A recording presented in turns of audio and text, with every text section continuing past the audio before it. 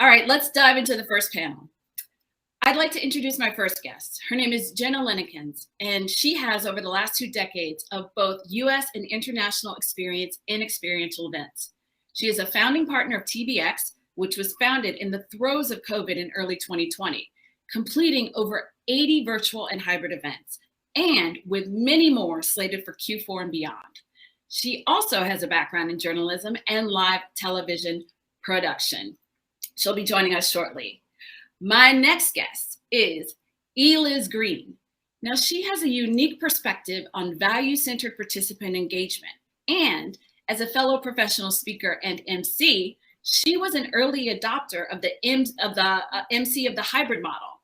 Now, she provides television-style content production assistance, and she successfully executed hundreds of virtual presentations and events in 2020 alone.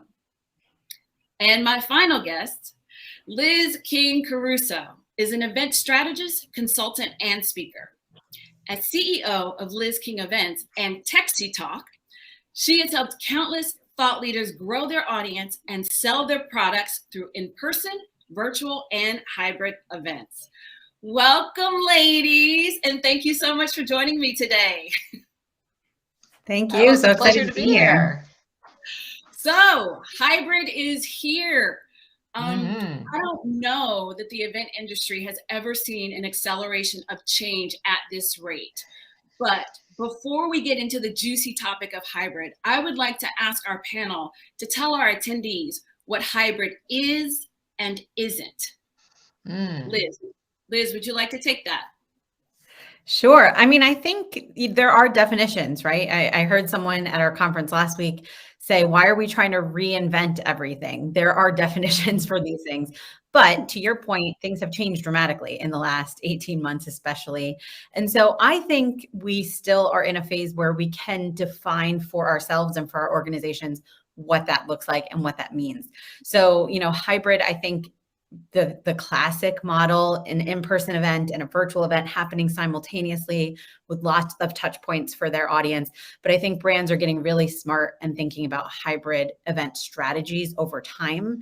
And that could mean that some events are in-person only, some are virtual only, some have touch points, and really thinking about how do we leverage the things that our audience have always loved the most about our events, the content, the networking, the connections in different mediums. But I think we're definitely going towards a digital first future, and in person will become the luxury. Digital is what allows us to connect with each other day to day in between all of those great in-person events. Yeah, the landscape of event planning really belongs to futurists. So I agree with you wholeheartedly. Liz, would you like to weigh in on that question? Welcome, Jenna. Sure. We're so glad you're here. We had a little snafu. We're thrilled to see you. But the question posed to the panel is, please tell our attendees what hybrid is and isn't. We're going to go to Liz first. Yeah.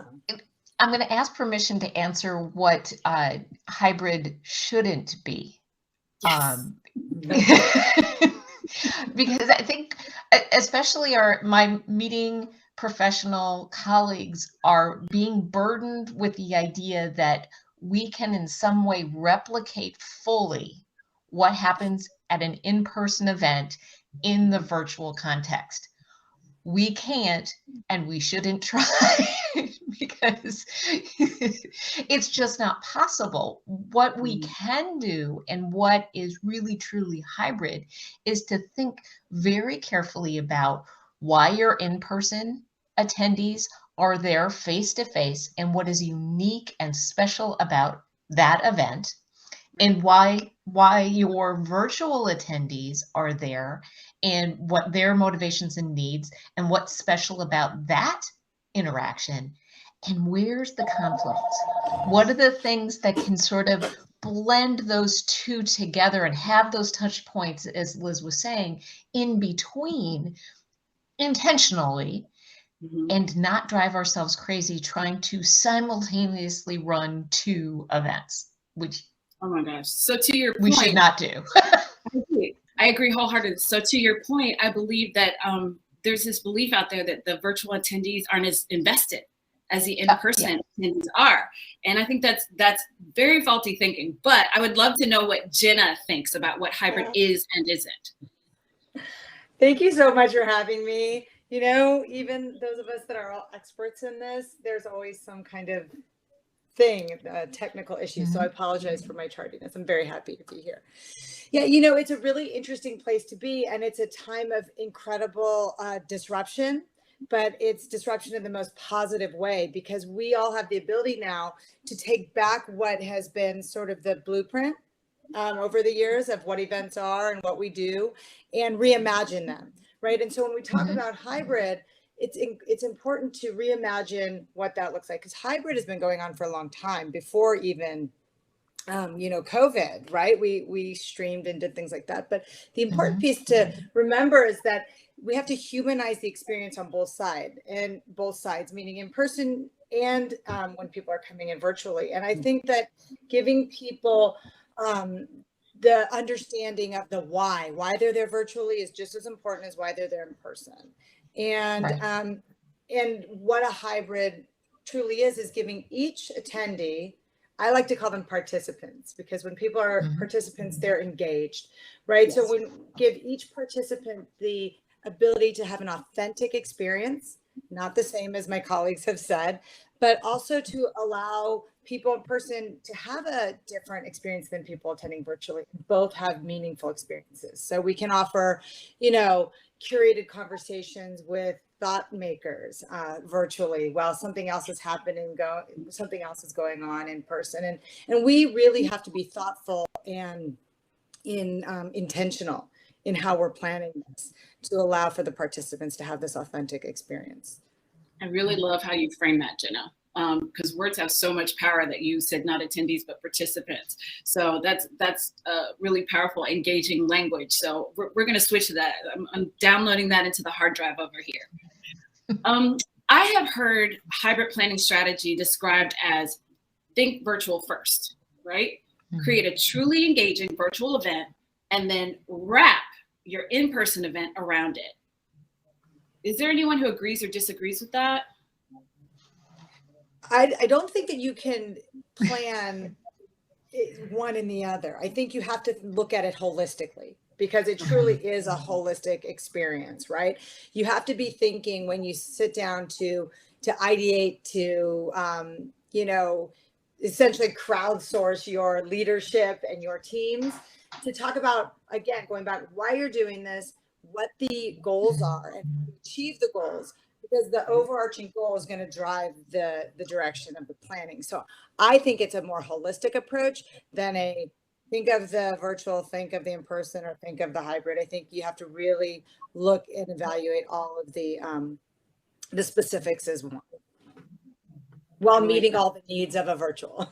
I like that. Liz, would you like to weigh in? Yeah, so I really believe that if you start, I think I agree with you, Jenna. If you start with the purpose of your meeting and go from there, like what are you trying to deliver? In many ways, it's the mode of how you're delivering that goal, not so much like I'm going to plan this over here and then wrap it around, or start with that purpose first. And I would say the second thing to add to that is to design for the attendees, like Jenna was saying. Why would someone want to attend your event in person or virtually? And how does that fit into the goals that you're trying to achieve? Because you do have to start with the goals. And as event organizers, we're so good at that. But I've noticed a lot of event organizers forgetting that part because they get so caught up in this new thing and what it looks like and the technology and how they, you know, have to put all the pieces together. But I think more than ever, we have to have that focus on why does an attendee care that you're trying to achieve X, Y, or Z. Maybe your goal is to sell a product, or your goal is to educate, but our attendee behaviors have changed dramatically. Their interests in in-person or virtual events have changed dramatically. Just in the last 18 months, what people were doing 3 months ago even is not what they necessarily want to do now. So we have to take those two pieces have to work together from the very beginning, and then figure out how the events serve both of those purposes. I love that. So one of the pain points that often comes up regarding hybrid events is, how do you keep your virtual registration option from cannibalizing your in-person attendance? I would really love for our panelists to give our attendees some actionable information around this issue. This is like the age-old question. People have been talking about virtual cannibalizing in person for 15 years now, ever since I became in the industry, for sure. And the truth is, they're two completely different experiences. So it cannot happen unless you're a horrible event organizer and you're just putting out bad content and making it way too accessible. I think some of the things to think about are the differentiated experience. Everyone uses that Super Bowl example of, a hybrid event. There are totally different reasons why you would do an in-person event, attend one versus, a virtual ticket.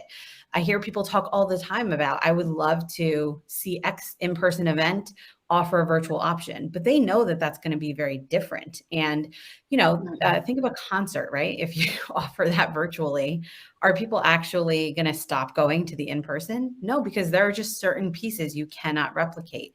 And there are certain pieces in the virtual space that you can't easily do in the in-person space.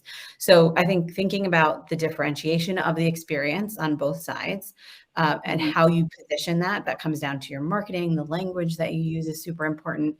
And another thing is pricing. I think a lot of people are of the mindset that the in-person tickets, $400, your virtual tickets, $400. They're different experiences. So that may look like different ticket prices. It might look like different lengths of access. It might look like different hours of the event. And so all of that, I think, matters in making sure that they're two different products and that one doesn't cannibalize the other, but they open opportunities for your brand. Well, I think it's not as much cannibalization, but I think the fear should be, why are you leaving the money on the table? If you can engage those virtual attendees who, for whatever reason, are unable to attend your in-person event, whether it doesn't work with their travel, like they can't take the time to travel, or it's just not economical for them right now to attend that in-person event. We're all good now at attending virtually. Why are you leaving that money on the table? That's valid. The discussion around financial constraints, it really opens the table so that more people can join and enjoy the experience. Jenna, I'd love to hear you weigh in. Yeah, Liz and Elise are clearly very, very versed in this, and the experience that I've had and that I can share is similar to theirs, but it also includes the idea of empathy, right? Like not talking about why you can't be there, and not talking about the can'ts and the don'ts, because there should be no shame against attending virtually versus in person.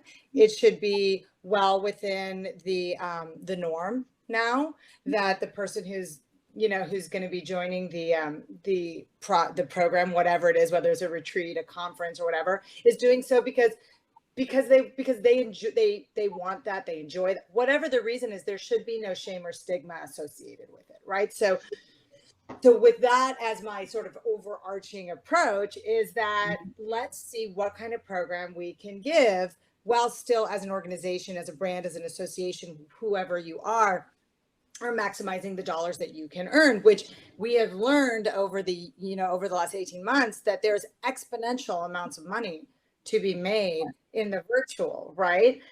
From sponsorship opportunities, prolonged access to brands, special moments that you can have, maybe 1 week, 2 weeks, 3 months out, that are offered to the virtual attendee. So you could also price it. And what we've done with some clients is that here's the price for your in-person. Here's how much and what you're going to get for your virtual.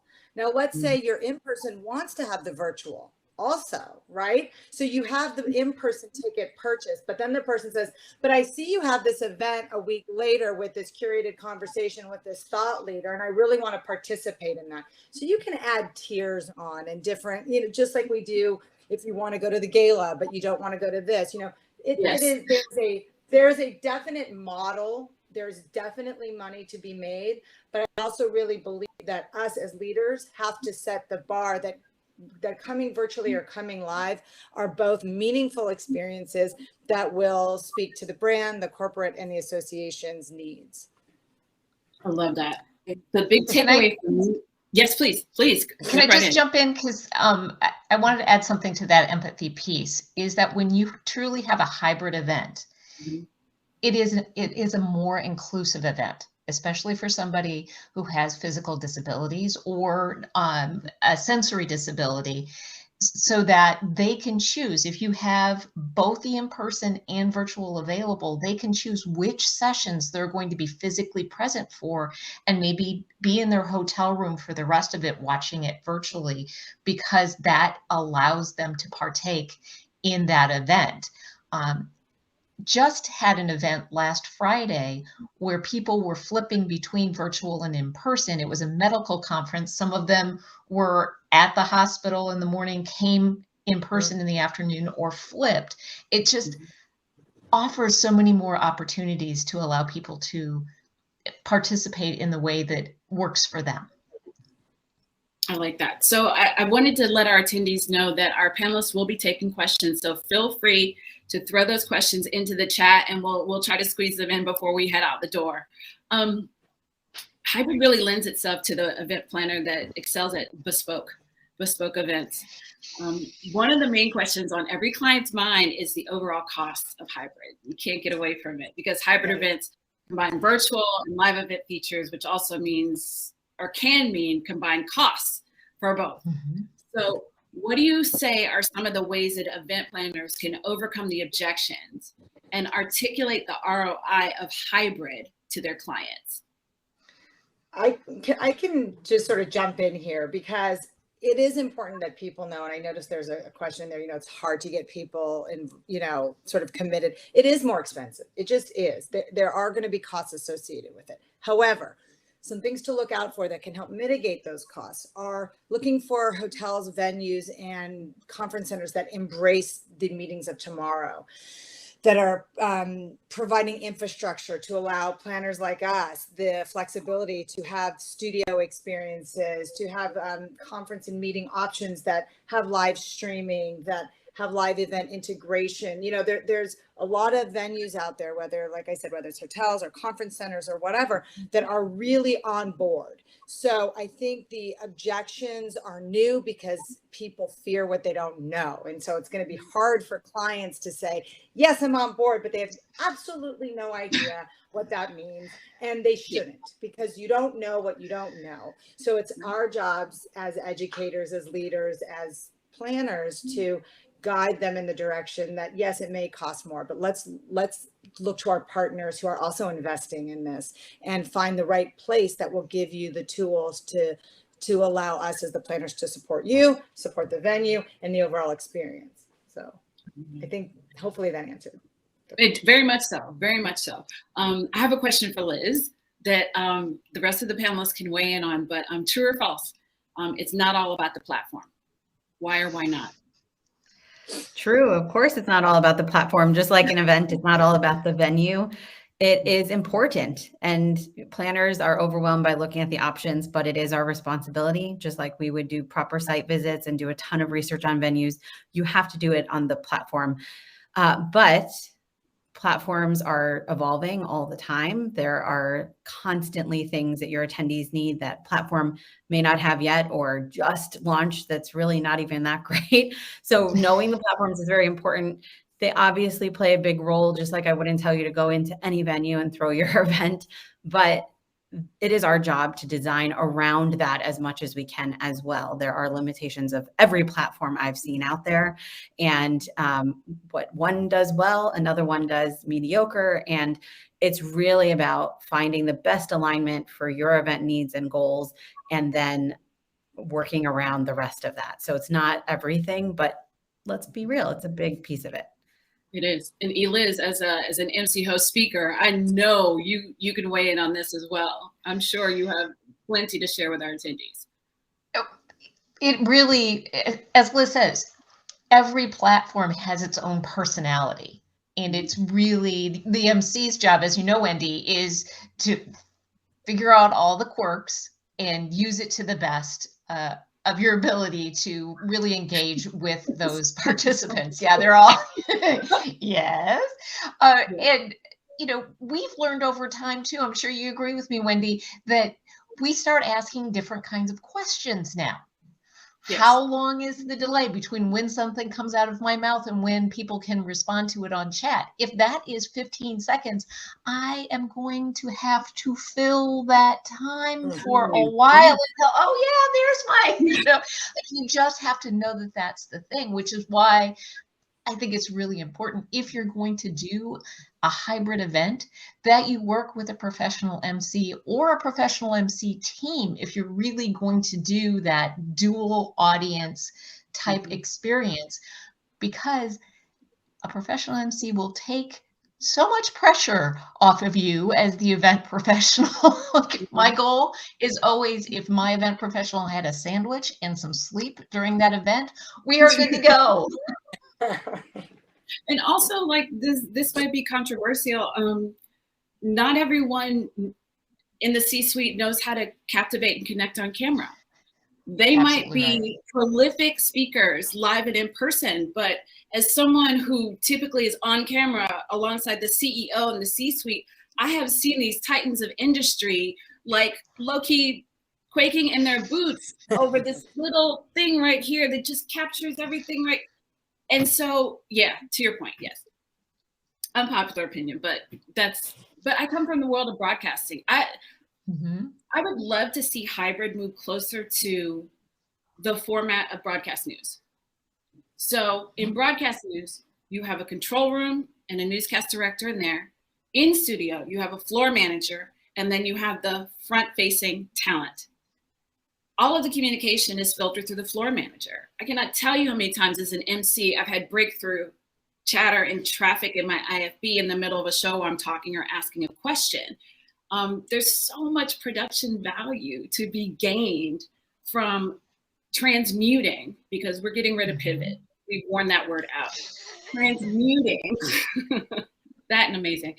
Transmuting the hybrid model to something more akin to broadcast television. Yeah, I've used the language of the studio audience as explaining how we're going to interact, which does, in the world that we're in right now, where we may be asking our in-person attendees to have some sort of protocols on them about how we're going to behave with each other. If you're talking to them about they're the studio audience as opposed to, hey, we're just hanging out and drinking beer, it's a little easier to say, these are our behaviors, this is what we're going to do, and this is going to be a different experience than what you had before. Yeah, I could, oh, I just saw a little chat came up. So I guess for me, when we go back to the conversation of the platform, where we believe is the most important place to start is building consensus, right? Because you're not going to have people that, sorry, I'm distracted because I'm not in a studio with the chat. You're not going to have to what Ken had said is, what he had said is that he's concerned that, people are not, willing to take sort of the leap into hybrid and leave money on the table, is from what I understand, because they're concerned about cost. And so if you start with building consensus, right, amongst your team on how to effectively and efficiently execute and scale the programs, whether it's hybrid, in person, or virtual, then we can speak to the strategic goals and then deep dive into the platform and what your needs are from the platform, what your needs are from the venue, all those needs. Because if there's no consensus amongst your leaders, your team, your whomever you're answering to, then you're never going to get to the next place. And the other point I'd like to make is, as you're talking about broadcast quality, which I totally agree with, and the studio audience, is that's like a 3 to 5 year plan or a 1 to 3 year plan. Because some of these organizations that they're scared to even get into hybrid, right? Because they don't even know what that means. So if we say, okay, your first hybrid event, this is what we're going to do. And then this is our plan over the next 1 year to 3 years, how we're going to grow it to become this broadcast event, right? Depending on the budgets, because not all clients have, budgets to start where we're talking about as having, the studio and having all this. So we really need to compartmentalize it, recognize where the client is beginning, and sort of shepherd them through the process to get to the place that we're all talking about. And I believe that it's possible. And I'm sorry for that sort of jumbled, disconnected. No, it landed good. perfectly. It landed perfectly. Did you want to say something, Liz? I'm sorry. I didn't mean to interrupt. I was just going to say, I completely agree about production value, and definitely with what Jenna is saying about it taking some time for people to learn these skills. But also, I think one quick note is that I think a lot of event professionals are obsessed with this idea of becoming like a TV production. And I have to learn those skills, and we have to do that. And that's what's going to keep people their attention. And I think a lot of that focus is around the talk around Zoom fatigue, and no one feels Netflix fatigue. So we have to, I think it's important, but I want to remember that these are events and they should be different than TV or things that you're going to binge watch. And I think that when we start going too far in the production, we lose a lot of the connection between attendees, and we lose the interaction and the conversations. And so I just want to ping that. Don't forget that it's really not about something that your attendees are going to put on and binge watch for hours. It's something that you want them ideally to interact with and engage and feel a part of. And that's what's going to make it feel like an event and not a Netflix show. Yes, because underneath all of the tech. Oh, sorry. Go ahead, Jenna, please. No, I think that's it's such an important point. And it literally goes back to that first question of what platform, right? Because that's not the overall goal. And Liz, what you just said is that's like a soundbite, a secret sauce. That's everybody listen. She's right on point. Yeah. I cannot thank you all enough. We have this went by lightning fast. Lightning fast. I hope we answered some of the questions, but guys, you can connect with all of these amazing event professionals on LinkedIn. They all have profiles on LinkedIn and also on our platform. So if you have any additional questions, feel free to field those to our attendees. We all know it's possible to stick with virtual events or basic live streams. However, those that choose not to make use of the incredible opportunities that hybrid events present both creatively and monetarily will soon find that their competitors did, and they'll make a significant return on the investment. Ladies, I want to thank you all so much, to our illustrious panel who regaled us with numerous gems on all things hybrid. Everyone, we're going to take a 5-minute break, but we will be back at 2:35 Eastern Standard Time with our next guest, Mr. Bob Mitchell of Mitchell Partnership Alliances. You definitely don't want to miss this. See you all soon. Thank you, ladies. Bye. Thank you.